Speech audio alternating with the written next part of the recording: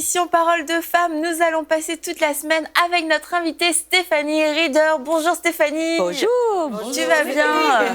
On t'a déjà vu dans Bonjour chez vous, ouais. On t'a vu dans In Studio, mais nous ne t'avions pas encore reçu dans Parole de femmes. Et ça manquait à la vie de Parole de femmes. N'est-ce pas? Absolument. Et ça manquait à ta vie surtout. Absolument. Sans vous, les filles. J'attendais ce moment. Ah, c'est vrai, avec Je joie. sais, oui, je sais. Et donc, tu vas passer la semaine avec nous et nous allons parler d'oser, oser vraiment aller de l'avant, oser prendre des pas de foi, oser sortir de notre zone de confort. Parce que, bon, quelquefois, on sait que ça peut être un petit peu difficile. On en parle quand même de temps en temps dans Parole de femmes. On encourage les femmes à sortir de leur zone de confort et on s'encourage aussi nous-mêmes à sortir de notre zone de confort. Et tu vas nous en parler tout à l'heure, mais juste rapidement pour ceux qui ne te connaissent pas, il y en a très peu qui ne te connaissent pas, une poignée infime de personnes ne te connaissent pas. Donc, à travers la planète entière, effectivement. Et d'ailleurs, si vous voulez entendre Stéphanie parler de planète, vous pouvez regarder son émission de Bonjour chez vous. Quand elle nous parle tu de te rappelles la matière, hein? Oui. Je peux te poser une question? Là, Non. Et Nadine aussi, quoi. Non, Nadine, selon elle était assez calée sur le sujet. Et si vous regardez on l'a bien vu, hein? Si on regarde Bonjour chez vous, on a un doute. Ça ne se voyait pas, en fait. C'est parce que j'ai trop parlé. Je sens qu'on va s'amuser cette semaine. Et donc, tu es responsable du ministère des Femmes à l'Église Nouvelle Vie depuis maintenant plusieurs années. Ouais, ça fait 20 ans. Non, j'ai commencé très tôt, le ministère, mais ça fait 20 ans que je suis à l'Église Nouvelle, 25 ans depuis la fondation, mais 20 ans, au début 2 ans comme bénévole à l'Institut, mais maintenant, après 20 ans, 18 ans de ministère temps plein à l'Église Nouvelle Vie comme responsable des ministères féminins et aussi responsable des ministères féminins pour l'Association chrétienne pour la francophonie. Donc, c'est mes fonctions principales, mais depuis maintenant, je vous dirais, quelques années, vous me voyez un petit peu balader un peu partout en franco et Dieu me donne vraiment un cœur d'aller encore plus grand, d'aller toucher, impacter des femmes partout, que ce soit à Côte d'Ivoire où on était à Abidjan ou que ce soit en France, en Suisse, partout. Alors oui, je voyage, j'ai écrit des livres aussi, des ouvrages. J'ai présenté ton livre Inébranlable. Inébranlable la dernière fois. Sur MCI Boutique, d'ailleurs, j'en profite pour le dire.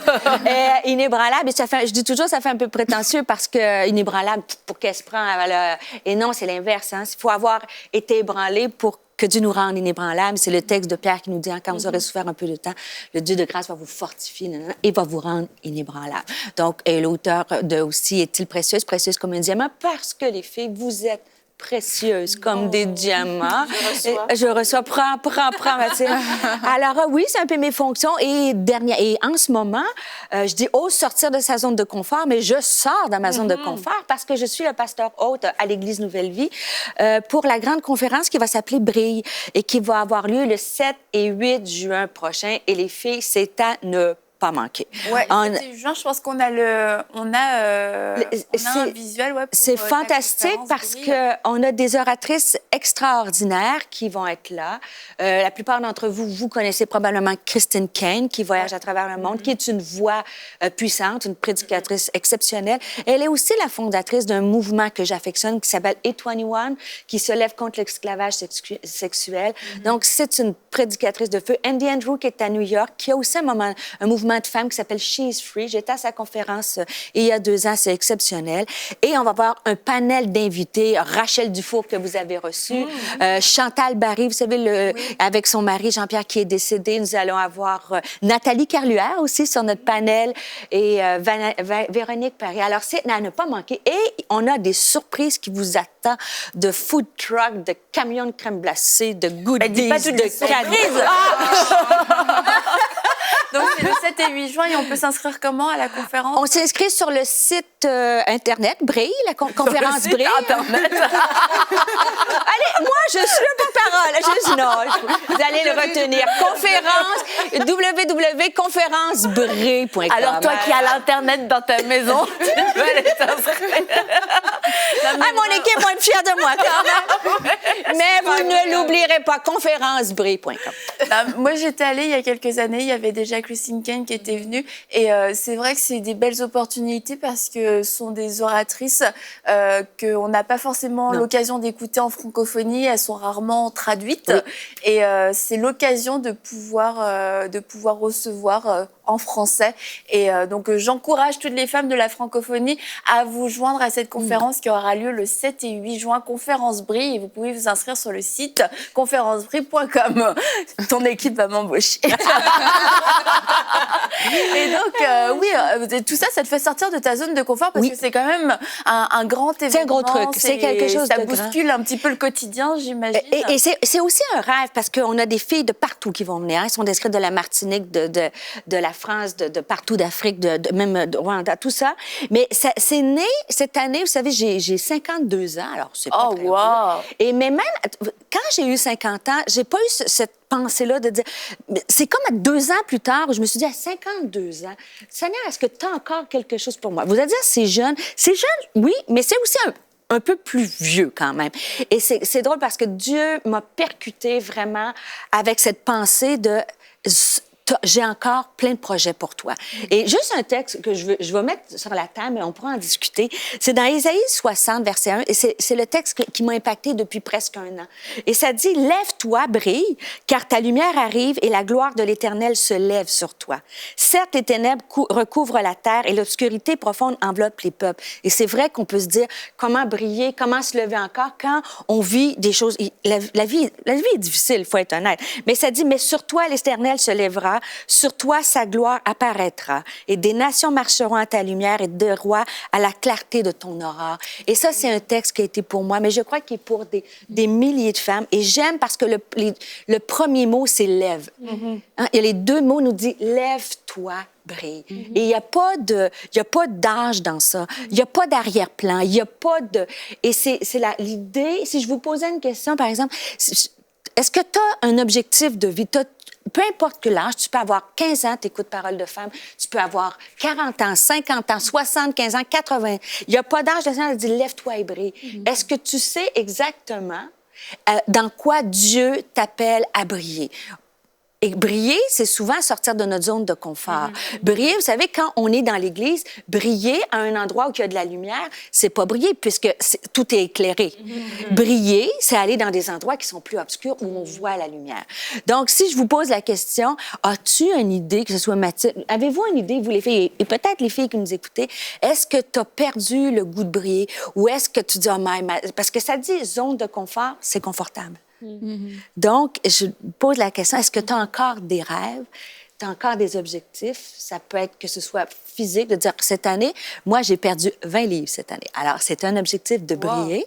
Cette année, dans me lever, je parle déjà l'anglais, mais pour pouvoir prêcher en anglais, je fais 4 heures d'anglais à tous les samedis matins dans l'horaire chargé que j'ai. Et quand je voyage, je reprends la semaine. Donc, je fais de l'exercice 5 fois semaine et je m'entraîne 5 fois semaine d'exercice et 4 heures d'anglais par semaine parce que j'ai un rêve dans le monde. Et donc, pour atteindre ce rêve-là, je dois sortir de ma zone de confort.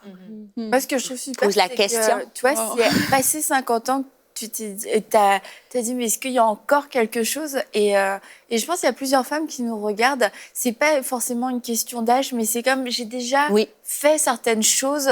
Et il y a peut-être cette zone de confort, c'est comme... j'ai pas forcément envie d'aller encore plus loin. C'est comme ma coupe est déjà pleine. Sûrement que le Seigneur est satisfait avec ce que j'ai déjà accompli. Mais c'est d'oser poser cette question au Seigneur. Est-ce qu'il y a encore autre chose? Et quelquefois, on n'ose pas poser la question parce qu'on sait, c'est comme... Ou on veut pas la réponse. Ouais, c'est ça. C'est comme si Mathilde m'invite à manger chez elle. Si je lui demande... T'as besoin d'aide? T'as besoin d'aide? Si je veux pas l'aider, je te demanderai juste pas. Et quelquefois, avec le Seigneur, c'est un peu pareil. On veut juste pas demander parce que on n'a pas envie réellement d'entendre « Oui, j'ai encore plein de projets pour toi. Vas-y, lève-toi. Tu vas encore faire des choses. » C'est que parce qu'on aime quand même le Seigneur, on a envie de lui obéir, on est des femmes, on craint Dieu et du coup après on est coincé avec la parole de Dieu et je pense qu'une des premières choses pour sortir de notre zone de confort, c'est oser demander à Dieu, ok, c'est quoi l'étape prochaine parce qu'il y en a forcément une en fait. Tant que du souffle, tant qu'il y a de la vie, il y a de l'espoir, comme on dit en français. Mais je pense que, personnellement, si on n'a pas ce désir, si on a déjà peur de poser à Dieu la question, est-ce que tu as quelque chose de nouveau pour moi? Peut-être qu'on peut dire à Dieu, ben, donne-moi le courage de te le demander et donne-moi le courage peut-être d'avoir le goût de faire des nouvelles choses parce que on est confortable souvent dans nos églises, dans ce qu'on vit, dans notre ministère, dans ce que Dieu nous a confié au moment présent. Mais je pense que tant qu'on est là, moi, je regarde des grands hommes de Dieu qui ont 80 ans, qui se seront mis à l'entraînement, qui apprennent une nouvelle langue aussi, qui veulent faire plein de nouvelles choses parce que c'est toute une question de vision. C'est ce sur quoi on fixe nos pensées. Et moi, je sais qu'à Parole de Femme, on veut encourager les femmes à courir la course comme pour remporter le prix de la victoire. Pas juste dire, ben, dans le marathon, j'avance, je marche lentement, moi, mon but, c'est pas d'arriver avant tout le monde. Le but, c'est vraiment de faire ce que Dieu nous a appelé, d'être à la bonne place au bon moment, mais vraiment de courir avec passion. Et je pense que quand on se lève et qu'on brille, ben, Dieu va toujours forcément avoir quelque chose de nouveau pour nous. Et c'est d'être toujours à l'affût de qu'est-ce que Dieu a pour nous. Mais c'est tellement vrai. Puis des fois, on pense qu'on n'est pas équipé ou on pense vraiment... T'as vraiment... Ouais, Annabelle, on sait bien, mais tu sais, ces filles-là, ils n'ont pas de problème. Elle anime Parole de Femme. Sa vie va bien, elle brille. Mais... Parole de Femme se termine, ma vie se termine. Non, c'est vrai, il n'y a plus rien après.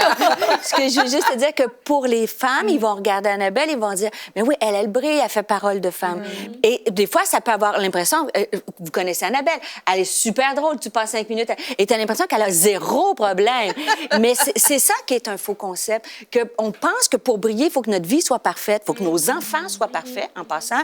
Il faut que notre mari soit parfait. Le mien, il l'est, mais vous autres, je ne sais pas. Le mien aussi. Et mes enfants aussi sont parfaits, au cas où vous ne le saviez pas. Mais ce que je veux juste... Et ce qui me fascinait quand je me préparais, parce que j'ai fait une formation qui s'appelle Ose, et le thème clé, c'était Marie. Vous savez, la mère de Jésus, quand elle a 15 ans à peu près, les historiens nous disent qu'elle a 15 ans, et je faisais sourire parce que je partageais avec les femmes de mon église, je leur disais, c'était pas, tu sais, aujourd'hui, la blogueuse la plus à la mode, elle n'avait pas sa chaîne YouTube, elle n'était pas une grande prédicatrice qui elle était personne. Puis le Seigneur me donnait la pensée, les rêves sont pour les filles ordinaires. Et cette femme-là, cette jeune femme-là a brillé, elle a accompli une des plus grandes missions de l'humanité, soit porter le Fils de Dieu. Et quand l'ange va lui dire, il va s'approcher elle a comme peur. Et j'aime le texte parce que quand Dieu nous met des rêves, pensez-vous moi, Dieu m'a mis des rêves. Des fois, je me dis, mais t'es complètement timbrée. Tu sais, comment ça va arriver?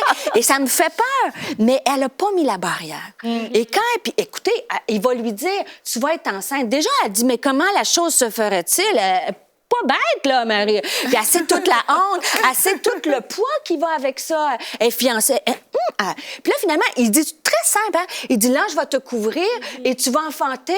Puis il sera juste simplement, comme tout simple, appeler le Fils de Dieu qui va régner. Oh! Cool, c'est parfait comme mission. Mais mettez-vous dans sa peau. Elle aurait pu dire, hey, mais franchement, c'est complètement ridicule, cette affaire-là. Mais il est et elle aurait pu dire, hey, mais la honte que je vais avoir, le prix que j'ai à payer. Puis après ça, elle se dit, mais comment ça va arriver? C'est pour ça qu'elle a repassé les choses dans son cœur. Et finalement, c'est ça que j'essaie d'emmener aux femmes, de dire, puis la phrase qu'elle va terminer, elle va dire, je suis ta servante. Et en fait, si on pouvait juste comprendre, Dieu nous appelle chacun et chacune d'entre nous. Et ce qu'on a à dire, ben Seigneur, laisse-moi. Il n'y a pas d'idée ridicule. Elle aurait pu dire c'est ridicule. Mais dans Éphésiens, ça nous dit, hein, Dieu peut faire au-delà de tout ce qu'on pense et même imagine. Nous sommes les enfants du Dieu créateur. Imagine l'imagination qu'il peut te donner pour impacter au travail, ça peut être avec tes enfants chez toi, ça peut être partout, ça peut être prendre, j'ai dit, des cours de chant, tu veux diriger la louange, tu peux, du piano que tu as toujours rêvé, peu importe. The sky is the limit. Mais ce qui est souvent difficile... Je t'ai coupé. Non, vas-y. Complètement.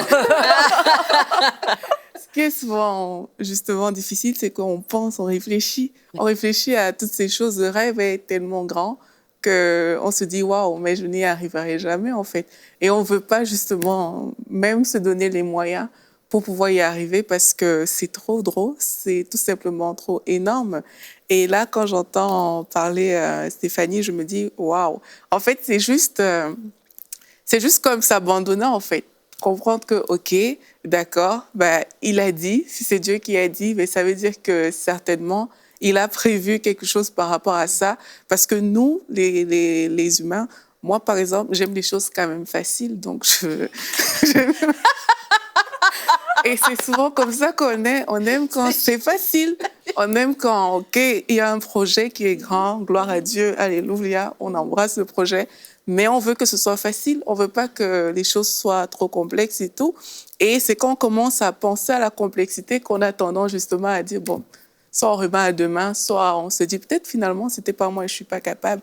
Et la façon d'amener ça en disant vraiment, comme Marie, elle a fait, en fait, elle s'est posé des questions, parce que d'habitude, on se pose des questions, mais elle a conclu, mais je suis la servante du Seigneur, et en fait, c'est lui qui va le faire. Non, je lui ai dit, pardon. Non, je lui ai dit, le Saint-Esprit te couvrira, c'est lui qui va le faire. C'est vraiment une façon de penser qu'on doit vraiment prendre et se dire, OK, quelle que soit la grandeur du projet, mais nous sommes servantes du Seigneur et l'Esprit de Dieu va le faire. Mais tu as dit un mot, tu as dit, on aime les choses faciles. On a la semaine pour en discuter, OK? Là, je veux vous accrocher, n'est-ce pas? Mais ça serait mentir de dire que briller, avoir de l'impact, je serais malhonnête de vous dire que c'est facile. Exact. Ça serait malhonnête.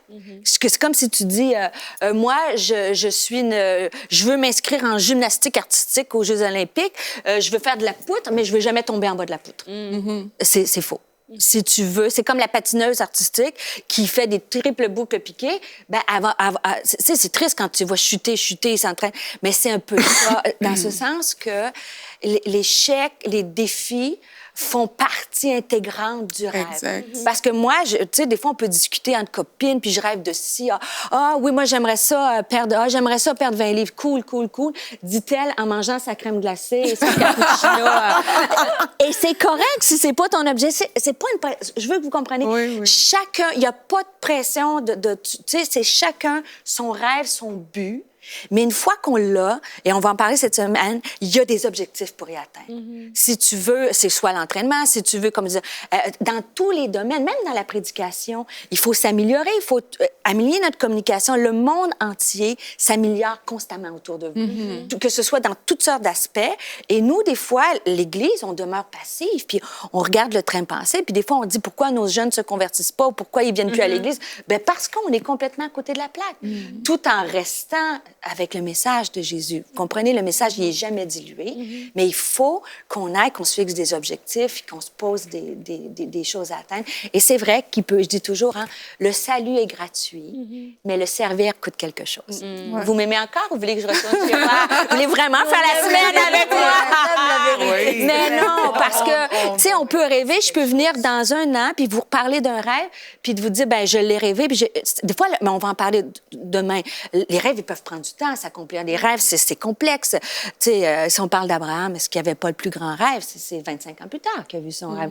Donc, ça peut prendre du temps, ça prend des objectifs. Mais si Dieu met un rêve à cœur, puis que dans 5, 10, 15, 20, 25 ans, je suis encore sur ce plateau-là et que je vous dis encore ce que je veux faire, que je ne l'ai pas fait, mais peut-être que j'ai un problème quelque quelque chose. part. Tu comprends? Donc, je veux pas que ça vienne un fardeau, mais une source de motivation. Mais c'est motivant quand tu commences à avoir des résultats. Exact. Mais je crois, des fois, on regarde aux autres. Par exemple, vous dites, par exemple, que vous avez pris des cours d'anglais et tout ça. C'est facile de voir dans les autres les étapes qu'ils font pour accomplir leurs rêves. Oui. C'est plus difficile de voir en nous ce qu'on doit faire. Donc, on a le rêve, on sait qu'on doit faire, mais par où je dois commencer? Et moi, quand je pense à sortir de la zone de confort, je pense toujours aux espions que Moïse a envoyés. Et les 10 qui sont partis, qui ont vu les géants, qui se sont eux-mêmes remis en question par rapport à la situation devant eux et qui sont revenus en arrière, qui sont restés dans cette zone d'inconfort et devenue une zone de confort pour eux, en fait. Et c'était un désert temporaire qui est devenu un désert permanent. Ça a pris des gens de foi, ça a pris 2 personnes sur les 10 pour partir. Et donc, je me dis, pour nous, en tant que femmes, de dire, ben, c'est vrai, des fois, on a des rêves, mais c'est tellement grand. Mais si au lieu de nous se regarder à nous-mêmes, parce que des fois, on se voit vraiment petit, on se voit vraiment sans ressources, de regarder à Dieu. Mais cet exercice-là peut être difficile, mais il est nécessaire de regarder à Dieu parce que c'est lui qui va faire le comment, un peu comme dans le cas de Marie également, et qui va nous donner concrètement des petits pas Exact. qu'on va commencer pour ça va devenir un escalier pour nous amener justement. Ça, c'est exactement la clé. Tu as dit des petits pas. C'est vrai, ce qui est décourageant, c'est que tu veux voir le résultat tout de suite. Moi, quand j'ai commencé à apporter la parole, mais pendant des années, j'ai fait la classe des tout-petits, 2-3 ans. Quand je me suis convertie, j'avais 15 ans, donc j'ai enseigné longtemps cette classe-là. Après ça, j'ai fait toutes sortes de groupes, les groupes de prière. À l'époque, à cette époque-là, c'était des personnes plus âgées qui se rencontraient l'après-midi. Donc, je prenais des congés de mon travail et je venais apporter juste un petit partage. Puis là, je me trompais, puis je recommençais, puis je me disais, c'est vraiment... Et c'est comme ça. Mais des fois, on voit la fin, mais c'est étape par étape par étape. Puis c'est là que c'est encourageant de se dire, si tu vois tout, comme on dit toujours à mes enfants, puis c'est simple, mais comment on mange un éléphant? Une bouchée à la fois. Donc, si tu crois que tu as un éléphant à manger, c'est une bouchée à la fois. Et c'est ça que se lever, briller. Tu sais, Marie, elle a commencé. Jésus, il était bébé, elle l'a emmené à une autre étape, jusqu'à temps qu'elle est arrivée. Donc, il y a cette étape-là d'objectif, de petits pas. Et j'aime petits pas, baby step, un pas à la fois. C'est comme ça que tu arrives à ton rêve. Je pense que quand Dieu dépose en nous un rêve, une vision, il nous dit, lève-toi, brille et fais cette chose-là. Et évidemment, oui, c'est un pas à la fois, mais il faut se rappeler que c'est justement, si Dieu nous donne ce rêve-là, il va nous donner la capacité de le faire. Et il y a Christ qui vit en nous. Et Christ en nous qualifie pour faire tout ce que Dieu nous demande de faire. Donc, c'est certain que ça va demander un renoncement à soi pour, évidemment, sortir de notre zone de confort. Ça implique l'inconfort. Ça implique de faire quelque chose de différent. Il y en a qui n'aiment pas beaucoup le changement. Moi, ça dépend c'est quoi. Je suis pas toujours super fervente aux gros changements. Mais je pense que quand ça vient de Dieu, je pense qu'il y a une espèce de vertige qui vient avec. Quand Dieu donne le rêve, ça paraît grand. Et c'est là que tu dis avec Dieu, tout est possible. Et là, je peux oser, je vais sortir de ma zone de confort, puis on se lance, et c'est un pas à la fois. Puis après, on voit, avec Dieu, on a fait des exploits. Et vraiment, je pense, toute cette série-là, avec toi, Pasteur Stéphanie, c'est vraiment, ça donne le goût aux femmes de rêver encore et de dire, bien, peu importe l'âge que j'ai, je peux me lever, je peux encore briller. Tant qu'il y a du souffle, tant qu'il y a de la vie, je vais briller pour Jésus jusqu'à temps que je sois dans sa présence. Et vraiment, avec Dieu, il y a toujours quelque chose de nouveau. Même si tu n'es pas en fin de vie. Hein. 52 ans, c'est jeune. Hein. Mais en fait, souvent, les gens, ils pensent qu'ils sont trop jeunes ou ils pensent qu'ils sont trop exactement vieux. On se met nos propres limitations, mais c'est nous qui se limitons. Mais Dieu ne nous limite pas. Mais moi, je te dirais que je suis plus en forme à 52 ans que je l'étais. Puis des fois, on se dit, il y a un piège d'embrayer parce que, bon, pour celles qui me suivent un petit peu, les prédications que j'ai emmenées ou que vous avez lu l'Ébranlable, il y a une saison de ma vie, il y a quelques années, c'était une saison très difficile. Et un des premiers réflexes, c'est de te dire, là, j'ai assez souffert, j'ai assez donné, ou même, tu sais, je passe le relais à quelqu'un d'autre. Et puis, c'est l'inverse. Oui, j'ai eu ces pensées-là. Puis après ça, je me dis, non, au contraire, le fait de souffrir ou d'avoir passé un moment difficile, je dis, est-ce que je peux être un instrument encore plus puissant pour aider d'autres femmes qui pensent des choses différentes de moi, mais tu te dis, OK, si cette souffrance-là m'amène à être un levier puis de dire, regarde, let's go, moi, je te comprends, ça a été difficile, mais Dieu va t'en faire partie. Tu vas passer à travers ça, puis Dieu va l'utiliser pour sa gloire. Et c'est exactement cette espèce de vitalité que Dieu m'a redonnée, de dire, de ça, c'est une expérience de vie. Puis, vous savez, la vie, c'est jamais terminé. Tes défis, tes tempêtes, c'est jamais terminé tant que c'est pas terminé.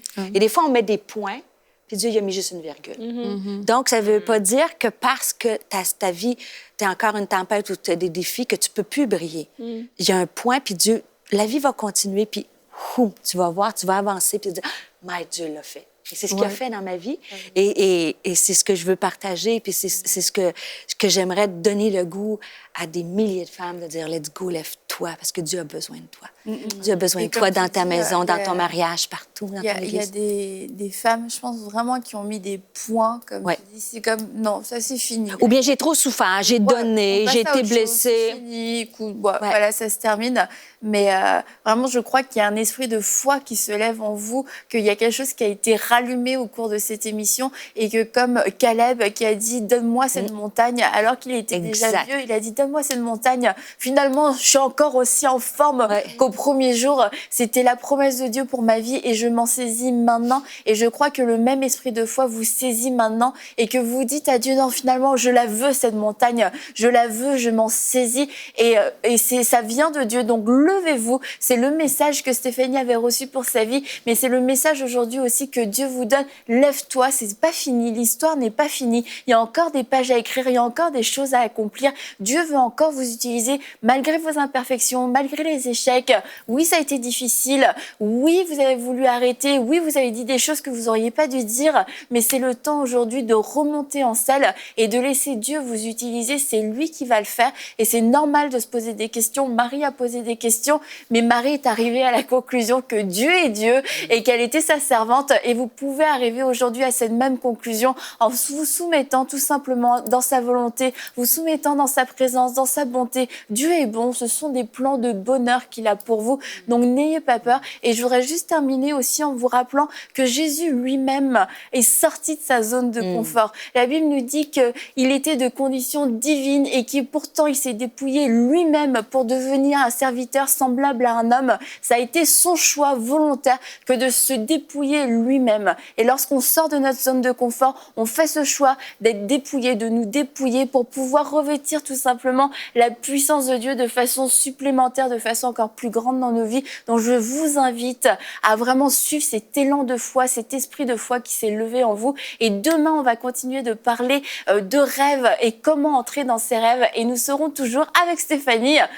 N'est-ce pas? Oui, si vous le voulez. À demain pour une prochaine émission de Paroles de Femmes.